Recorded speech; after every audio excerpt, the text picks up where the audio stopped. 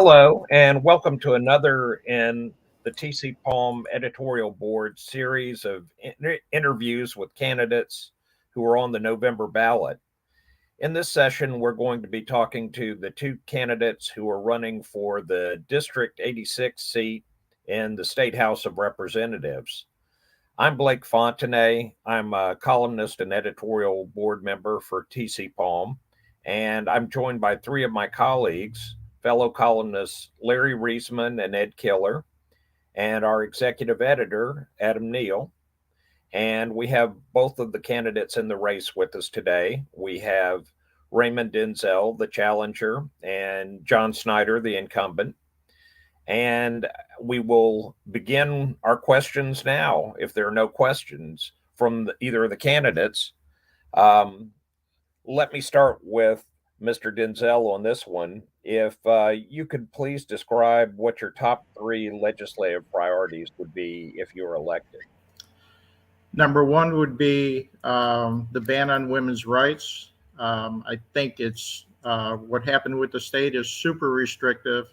It doesn't allow for health and welfare of the mother, incest, sexual attacks. That would be priority number one.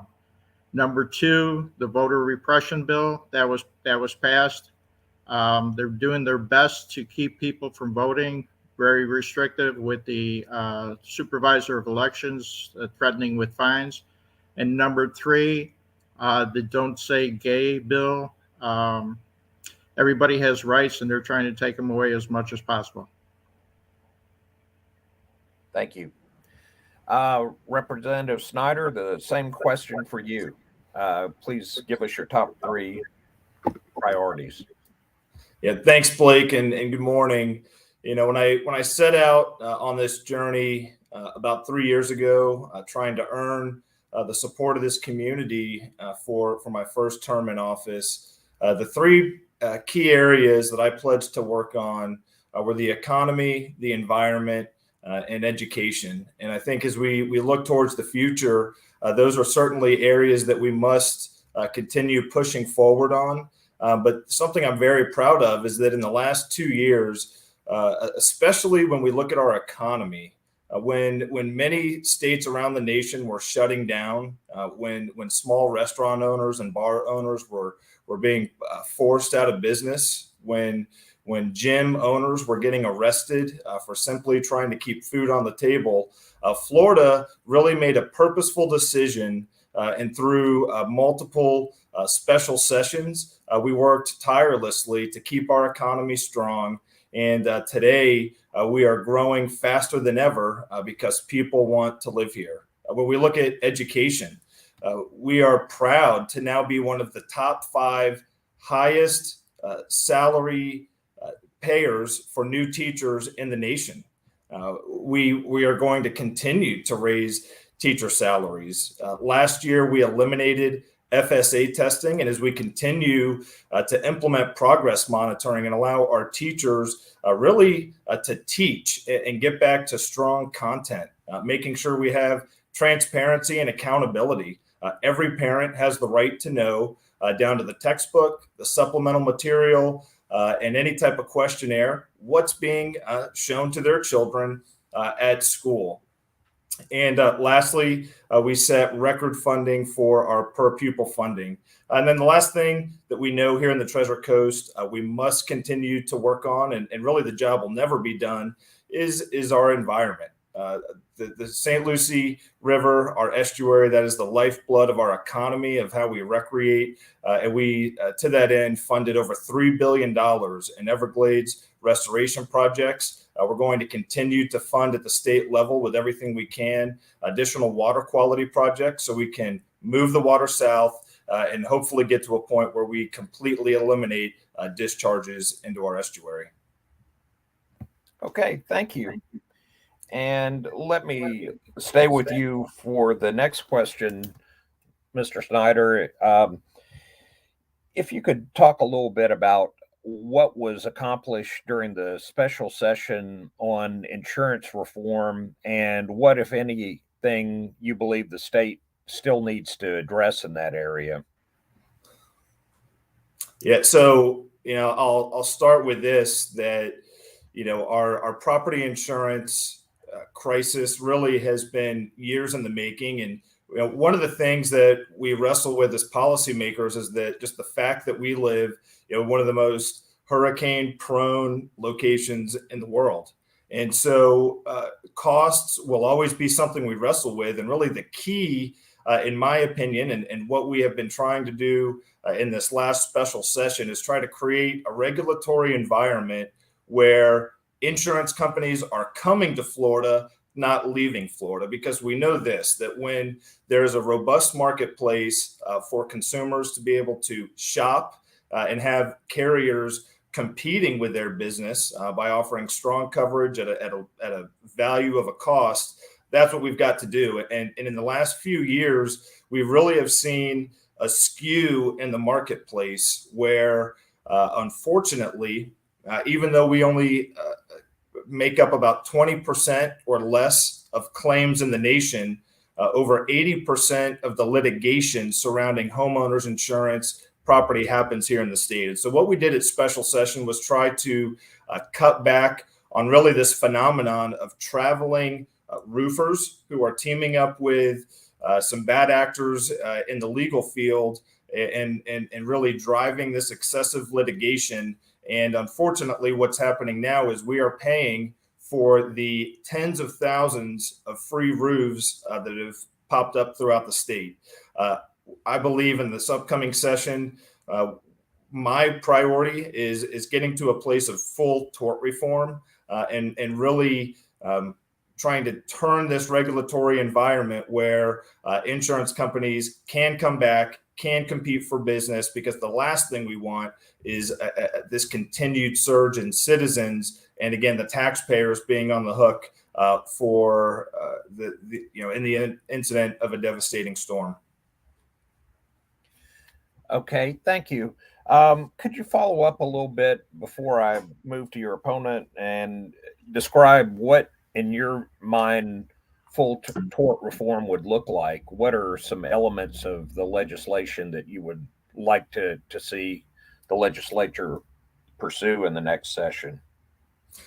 Yeah, so again, what we see right now is this ability for just widespread litigation that was able to really start instantaneously. One of the things that we did, again through special session and other legislative items over the last couple of years, is really require attorneys to provide notice before immediately moving towards lawsuits. And I believe part of this tort reform effort could increase mediation or arbitration, trying to get these two sides to come to terms, because at the end of the day, what this comes down to is making sure that a homeowner and a policy owner can recover the damages in the incident of a claim or some type of accident that happens in the home.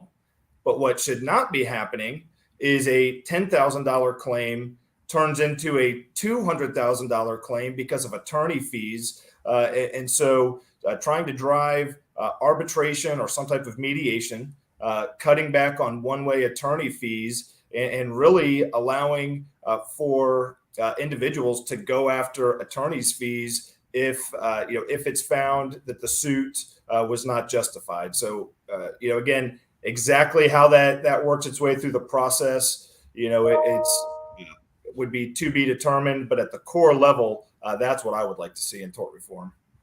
Okay. All right. Thank you.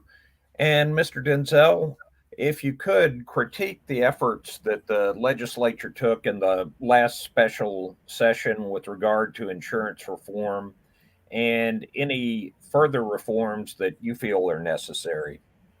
Well, as one of the homeowners, we were affected. We got notice from our insurance company that our carrier was being dropped. This has been and then we had a scramble, and yes, we ended up going with Citizens for coverage. This has been an ongoing thing for the last 10, 15, 20 years, and nobody has taken care of any of it. Nobody wanted to take responsibility. You can call the special sessions that you want, and if you don't get anything done, It's been a waste of time and a waste of time for the taxpayers' money. And end result, yes, the taxpayers are on the hook because of citizens being covered by the state, and we're all a part of that, but we're not getting anything done. A lot of hand wringing, a lot of talk, and so on, and rates continue to go up. Yes, we are in a hurricane zone. We all know that, June through November. And so you always prep on it and do everything you can to be possible. I find it hard to believe that a $10,000 claim can go to $200,000 without damage to the home. So I'd like to see some documentation on that, not just hearsay. But again, the legislature has not gotten together to do the hard stuff when it comes to insurance regulation for the homes. And that's something I would work on. Okay, thank you. And Mr. Denzel, I will start with you on the next question as well. Talk to me a little bit about the relationship that the legislature has with the governor. How would you critique it, and what changes, if any, would you make to it? Well, part of it is just how the legislature is right now with the dominance of Republicans in it. There's a safe haven of voting for the party line to continue to be in the legislature and do what the governor says. This last session, especially this last year, has been a giant game of whack-a-mole that people can't react to the things that are coming out of there. It's like a thought of, oh, what should we do today that we can hurt somebody and take away their rights? I think it's too cozy. I think there's no responsibility being vetted from one legislature to the other, to the governor's mansion, taking care of these things. And this can't go on. And we're going to do the best we can during this election cycle to get into that. There has to be parity. There has to be working across the aisles when you're dealing with different issues. And if you think you're the hammer, everybody else is a nail, and that has to stop. So the guidance that the governor puts forward is lacking, and it reflects on the legislature on the amount of work that gets done or does not get done. Thank you.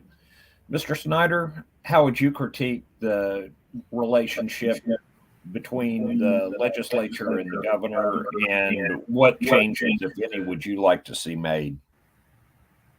Yeah, I think, when you look at how the founding fathers crafted our democratic republic, it starts with checks and balances. And, our role as legislators is to be a voice for our community. And, we have one charge constitutionally when we go up every session. That is to pass a balanced budget. And I will say this, I could not be more proud of the leadership that Governor Ron DeSantis has shown. And quite frankly, in my time in office, I haven't found a single reason where I would need to go against the governor. In fact, his leadership and being able to bring unity between both the House and the Senate to accomplish critical legislation, I think speaks volumes of the teamwork that we see here in the state of Florida. One of the things that you won't often hear in the news is that in this last legislative session, over 70% of the bills that were passed off the House were unanimous. That means if every person was in the chamber that day, 120 representatives, Republicans and Democrats, voted unanimously for meaningful legislation to make a difference for the 22.5 million people that call home. Over 90% of the legislation that we passed was bipartisan. But when you do get down into that 10%, those are things that I believe are critically important. Those are things such as keeping our economy open, empowering parents through expanding school choice. And again, those are issues that we debate vigorously. We welcome the challenge, and again, that debate from our friends on the other side. But at the end of the day, I applaud the leadership of Governor DeSantis and hope to continue working in this agenda moving forward in 2 years. Okay, thank you. Blake, may I And- ask one quick question, Blake? Sure, jump in. Yeah, Representative Snyder, can you talked about the relationship with the governor. Can you name 3 issues that you disagree with the governor on, or do you agree with him on every single issue? Yeah, right now, obviously we're not in session, but to date, when I look at his track record of leadership, I think that's something that we should all be proud of here in the state of Florida. It's not an accident that more people are moving to the state right now than any other state in the nation. And I think it's our job right now as policymakers to come together again with this single focus of how can we continue to bring meaningful legislation that benefits, again, the 22.5 million people and counting every day that call Florida home, and preserving, again, what I believe makes Florida so special. So you can't name one issue that you've disagreed with him on, or any issue that you don't disagree with him on any issue? Yeah, nothing comes to mind right now, Larry. Thank you. Okay, and for your opponent, is there any issue that you agree with the governor on? Can you name 3 issues that you agree with the governor on? Wow, I'd have to think and get back to you on that. The answer is no. I find his leadership haphazard. It's not representing the people. It's more of a self-fulfilling idea to move on after being governor. Remember, he only won governor by 34,000 votes. This was not a landslide. This was not a mandate from the people. No, he's a leader by chance, and he has not done the job that he's supposed to, that he swore to uphold the Constitution and take care of the people of Florida. Florida there's a lot of things going wrong with the pollution with Lake Okeechobee, lack of affordable housing, money taken from one pocket up on the hill to pay bills on the other. This is not how you run a business. If this was being run as a business, we'd be having it going out of sale. Signs going up right now. Thank you. Back to you, Blake. Okay. Well, Mr. Denzel, let's stay with affordable housing for a minute then. Tell me what you think the state can and should be doing to address that issue. Okay, I'm trying to remember the name of the fund right now. There was a fund put aside to deal with building and housing, and there's not being used. It was set up 20, 30 years ago, and I apologize for not knowing the name off the top of my head. Sadowski? There you go. Thank you. And for some reason or another, that money that should be going for affordable housing, because all these people that are coming here to live in Florida need someplace to stay, and the cost of ownership or even rent continues to go up well past the means of your average worker, especially with the low minimum wage in the state of Florida. And so the money was set up there, the systems were put into place, and it's circumvented at any cost to deal with other things. It's taken from one pocket to the other. And I would stop that. I would work with the legislature to stop that and use the money that was deemed for, so we can have affordable housing. And again, that's a moving target, but wages have to go up. The state has fought that for a long time to keep everything low, and it just can't continue. And if we're going to have the state where people want to come to, there has to be opportunity and a place for them to work and stay and make this their home. Okay, thank you. And Mr. Snyder, same question for you. What, if anything, could the state be doing to address affordable housing?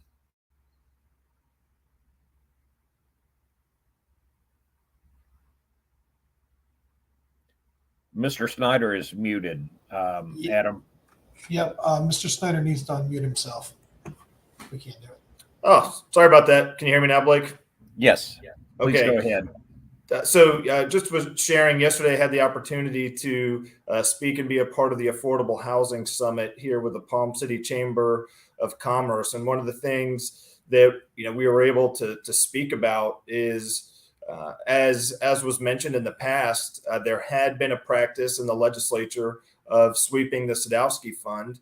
But this last year, we actually passed a legislation basically guaranteeing that fund would in fact be fully funded every single year. And to that end, over $300 million was allocated to be able to be pushed down to our municipalities, to our counties, to be able to implement affordable housing grants and give folks that ability and help lower the barrier for home ownership. As we look for additional answers, this is one that's not siloed purely in one governmental entity. A lot of this has to do with local zoning. One of the things that came up yesterday and part of our role as state legislators is to help engage the community. We know it's called NIMBYism, not in my backyard, NIMBY. And part of the problem is, when folks do propose affordable housing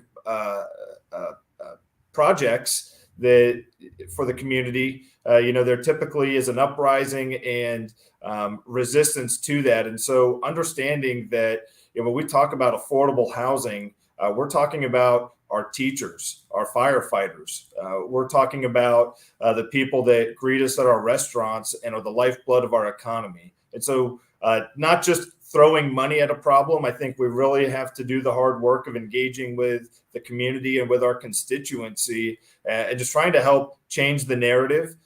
We know our business community is desperate because this is, part of our recruitment and retention issues. In spite of record low unemployment, we still have to be able to bring folks in to fill our high skilled jobs. So this is a complex issue, but something that we've worked hard on over the last couple of years, and certainly will continue to fund Sadowski. But also, I think there's an additional layer when we're back home and in the community that just can't be done in Tallahassee. Thank you. Mr. Snyder, let me start with you on the next question. Please give me your views on climate change and what role, if any, you believe state government has in addressing it. Yeah, so, when we talk about affordable housing and the Sadowski Fund, right in that same conversation was the creation of a resiliency fund and a chief resiliency officer for the state of Florida. I had the privilege of serving on the Pandemics and Public Emergencies Committee. And in year one, obviously, we were focused on the COVID-19 response. But as we looked at year two, really one of the primary topics of conversation was the Surfside disaster. And we know that sea level rise, saltwater intrusion is real. And so we created specific incentive programs for property owners to be able to raise their homes, harden their homes if they're on the coastlines, and special grant programs for municipalities to be able to raise roads, and actually something we're hoping to bring specific dollars for so we can bring relief, continued relief to some of our coastal communities. Okay, let me follow up on that. I know that there has been money that has been set aside to address the sea level rise. That's kind of the effect of climate change. Is there anything you think needs to be done proactively to try and mitigate it in the future? Yeah, we're always open for creative solutions. However, one thing I think it's important to call out right now, when you look at what's happening in California and when state governments push specific mandates that force the technology to try and advance quicker than where we are, you find yourself in a position where you've got rolling blackouts and folks can't keep the lights on. So, certainly things that we're looking at, again, in a very proactive way to create this resiliency office. We actually put together a 20-year study on what are the risk, what is the risk profile for the state of Florida over the next 20 years, and how can we as a state, again, make sure we're properly funding those programs that can bring relief on that front. Thank you. Mr. Denzel, same question. What are your thoughts about climate change, and what role, if any, the state can play in addressing it? Climate change is real. It affects different parts of the country. Trying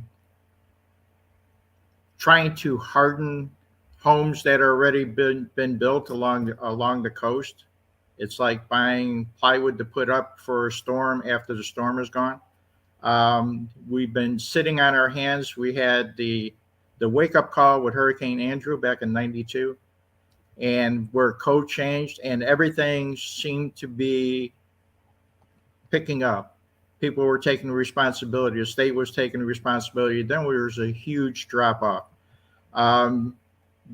The saltwater intrusion, for example, down, it's not in our district, but it's still part of Florida, Miami, where there's different areas. Land that was not considered buildable on is now being considered to be able to build on because of the saltwater intrusion that's coming through. And that's affecting everywhere along the state. And you cannot wake up one day after the storm is hit or after the climate change is hit and ruined everything and go, well, we should have done something. If you have foresight instead of hindsight, you're going to work on these things now, buckle down, reach across all diversity, economics, different parts of the legislature, and get stuff done, because we are all in this together. This is not, it doesn't affect me because it didn't hit me. We got a lot of work to do, but we have to do it now. We can't put it off. This has got to be something that's job one on a daily basis when Congress is in session. Thank you.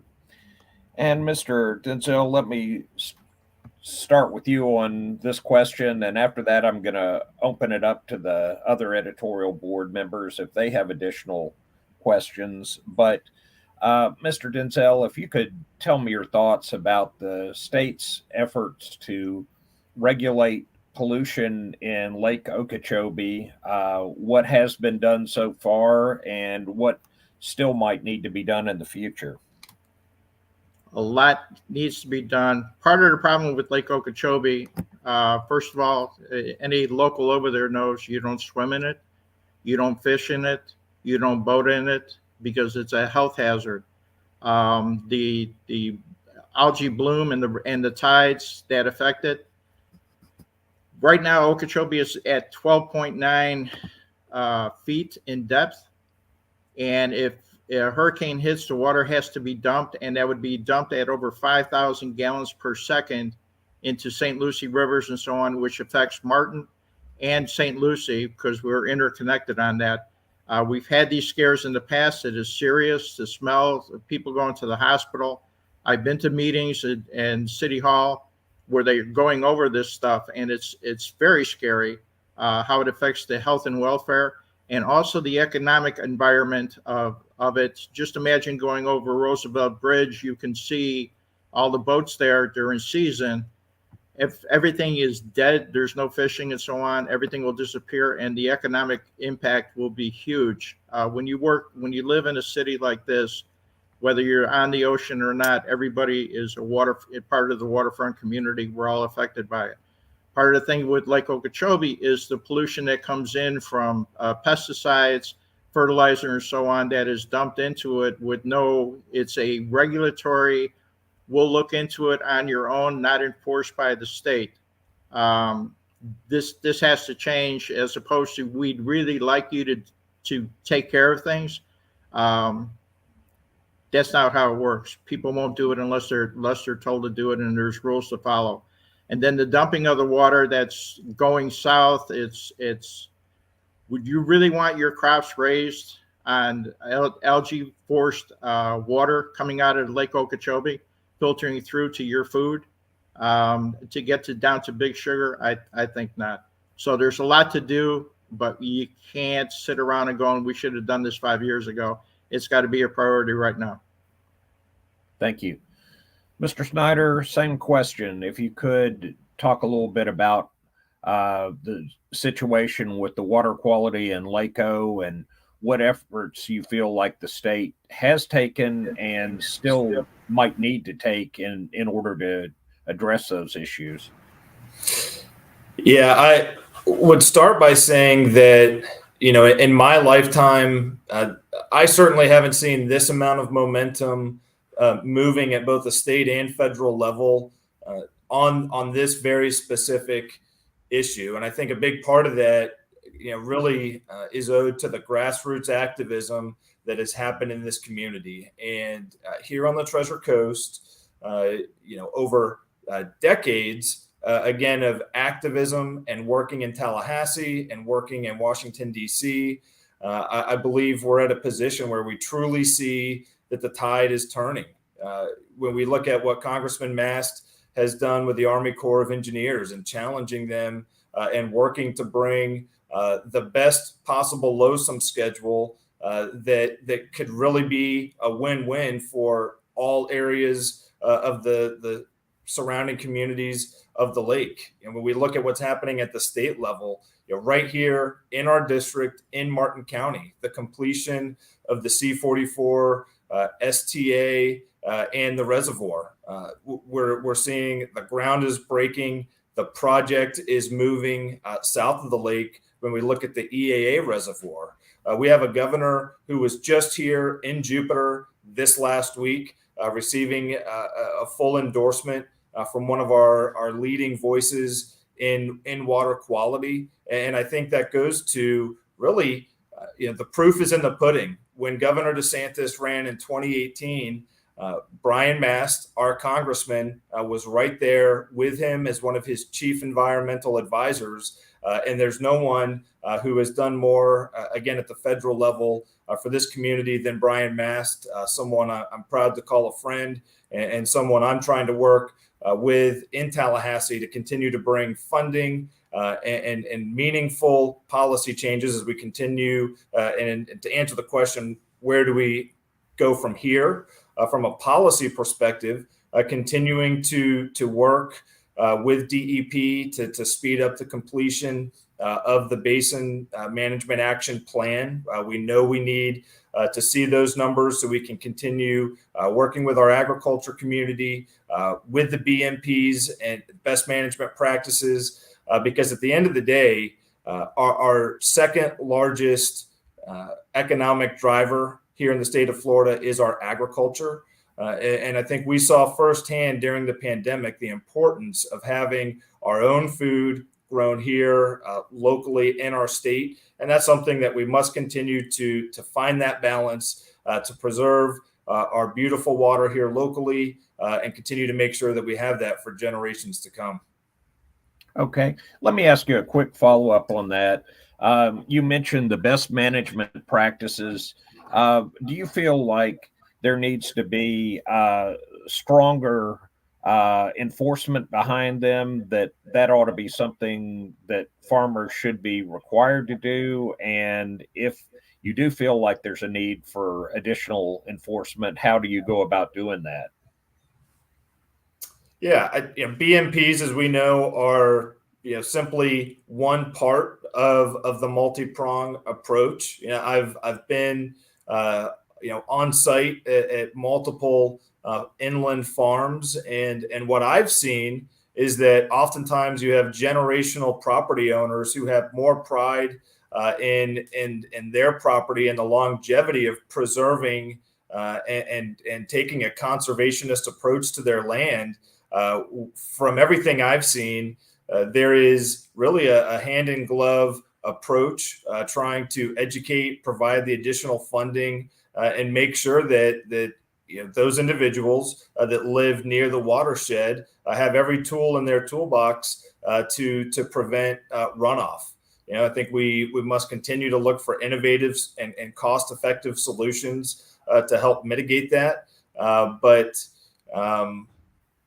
I said, that really is one piece of the problem. And so getting back to SERP and really the comprehensive Everglades restoration, that's how we try and get as many pieces in the puzzle aligned to continue moving the needle, which, again, we can see it. All we have to do is go look in the water right now.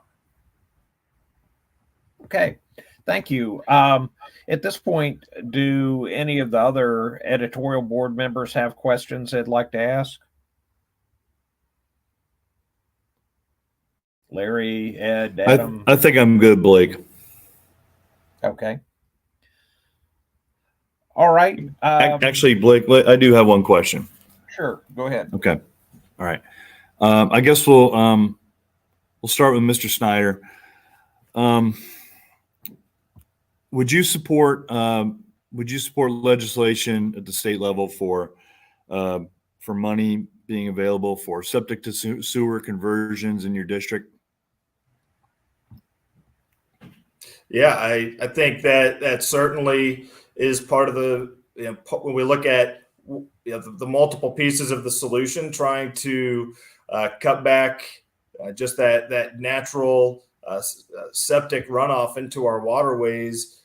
We know even right now today, without runoffs, when we go and sample some of these communities up and down the coast that still are on old septic tanks, we still see the bacteria levels at an unacceptable point. So certainly that is a piece of the project of the puzzle that I would support. Okay, Mr. Denzel, the same question to you. Would you support septic money for septic to sewer conversions in your district?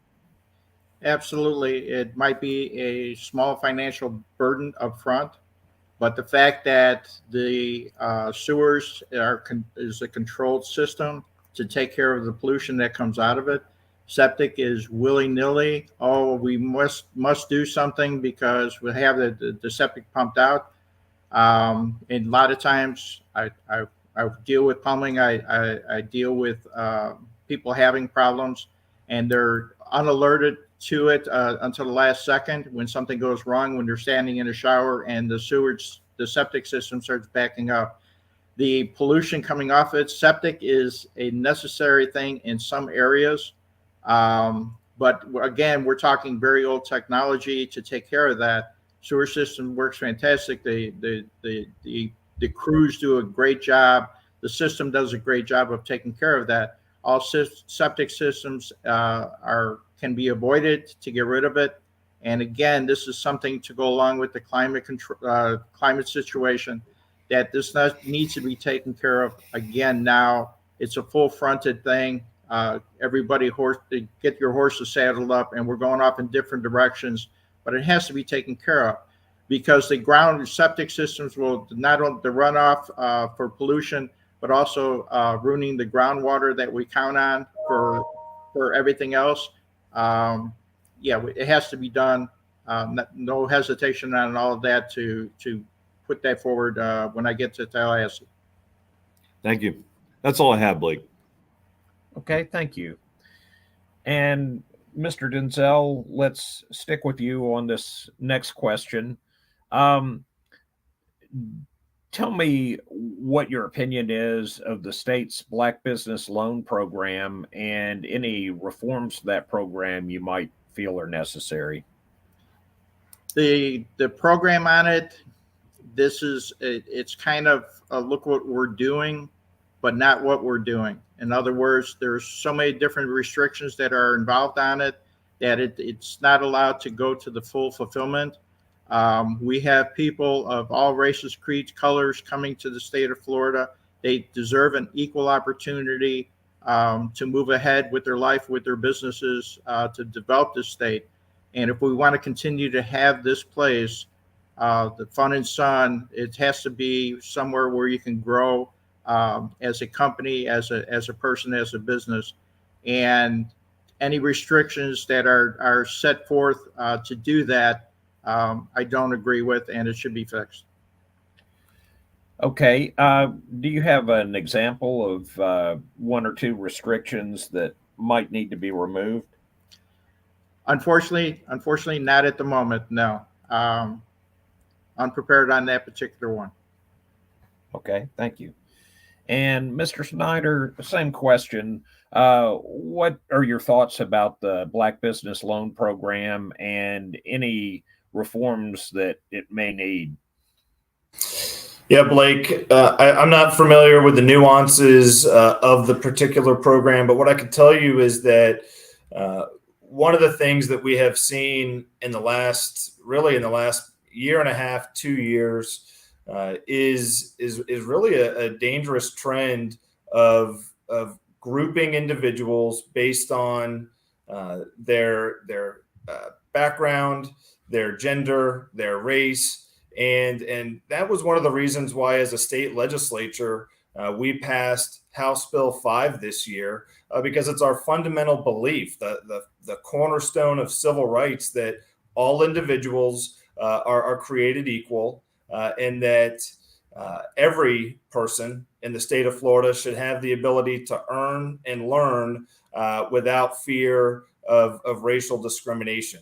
Now, with that being said, we know that there are specific programs that are desperately needed to bring resources to some of our communities that have been overlooked, over the course of our state history. But that's something, again, going back to specific legislation that we passed, again, that I'm very proud of, to make sure that Florida, again, is the beacon for individual liberties and for individual freedoms, because everyone should have the ability to pursue the American dream. Okay, thank you.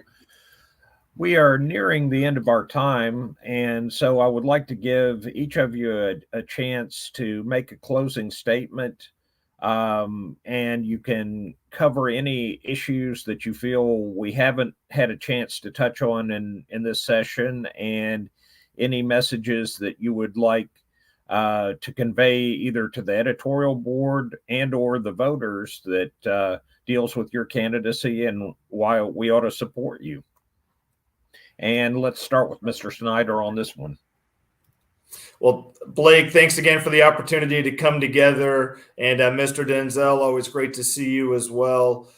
This is, again, what the Great American Experiment is all about, for voters to be able to come and make a choice for who will be their voice in this representative government. And I'll just quickly say that over the last 2 years, it's been extremely humbling.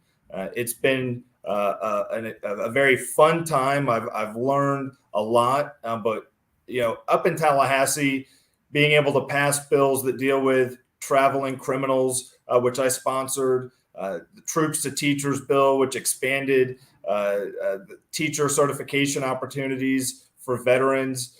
That is important. But what really brings the satisfaction for me, and why I want to hopefully earn the voters of District 86's support for 2 more years, is the ability to serve the constituents here in our community. We average here in our office about 10 to 20 cases per week where constituents reach out to us and are leaning on me and my team to help them navigate the maze of government, the issues with homeowners insurance, working with the Office of Insurance Regulation. That's what motivates me to continue to serve. And that's what I hope the voters think of when they go to mark their ballot, is that John Snyder made a commitment to run on conservative principles, to stand up for a strong economy, to support excellence in education, and to continue to protect our environment and be strong on public safety. And that's what I continue to make my pledge for the next 2 years, that if you send me to Tallahassee, I will do my best every day to serve you with honor and hope to have your support on Election Day. Thank you. And Mr. Denzel, closing statement, please. Yes, thank you. And good morning to you, John. We're opposite poles on it. This will be very easy for the voters to decide. I am for women's rights. I am for gay rights. I am for the right to vote. I am against assault rifles. I am against open carry to church. I am against charter schools being built with public school money. I am against the there was a comment made that about how well the teachers are paid, and it's one of the lowest in the country, and they're leaving by droves because they can't make a living on it. So I think there's a lot of gaps on it.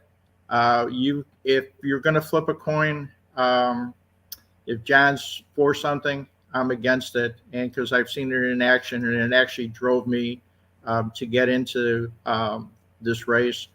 And just as a reminder, COVID is not gone. I lost a daughter to COVID. There are 7 million people that have been affected by COVID in this state, and 80,000 people have died because of COVID. And it was a lack of response from the state, from the governor and the legislature to take care of that. So wrapping up, it's easy.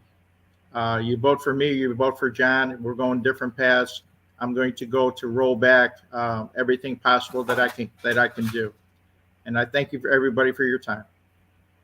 Okay.